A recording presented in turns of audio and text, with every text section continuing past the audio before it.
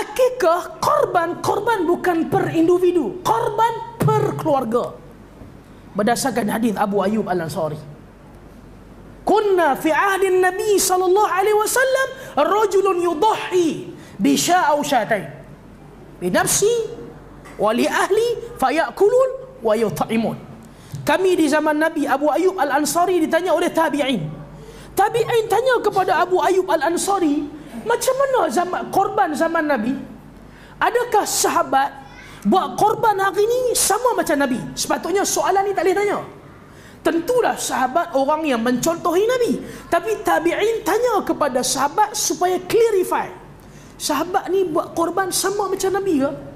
Kata Abu Ayyub Al-Ansari, kunna fi ahdin Nabi, kami di zaman Nabi, lelaki sembelih seekor kambing, 2 ekor kambing, 1 bahagian daripada lembu unta untuk diri dia, untuk ahli keluarga dia, untuk family dia.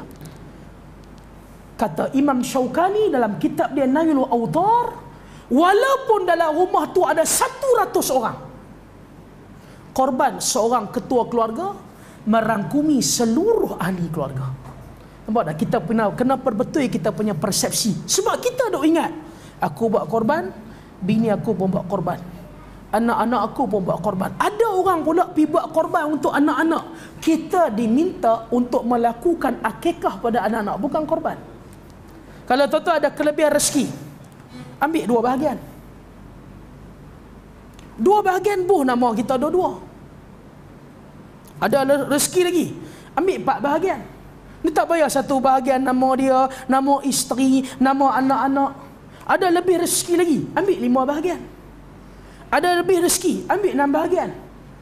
Ada lagi lebih rezeki, bertanding ketua bahagian. Yang tu sajalah kata, nak sebut nama tak ada kena-mengena pun.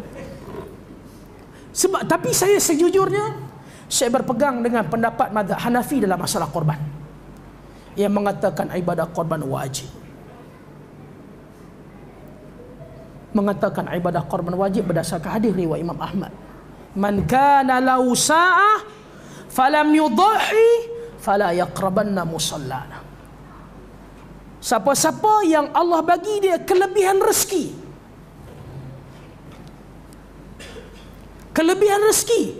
dia tak buat korban.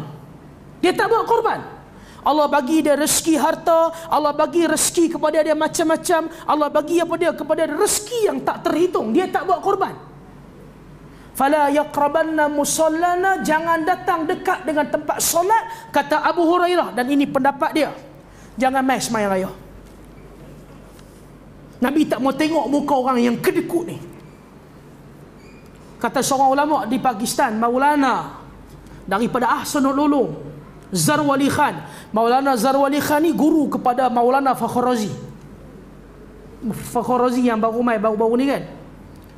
Dia kata macam ni, orang yang ada kelebihan rezeki macam ni, dengan duit yang dia ambil buat korban, masih tersisa kepada dia duit cukup sekadar dia makan 2-3 hari. Wajib orang tu buat korban.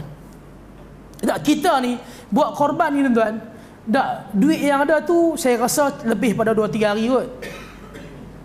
Tak, sebab apa kita berkira untuk agama? Cerita dia senang. Siapa pakai smartphone wajib buat korban? Apa 2 kan? 2 bahagian. 2 kan? Ketiga? 2 bahagian buat korban.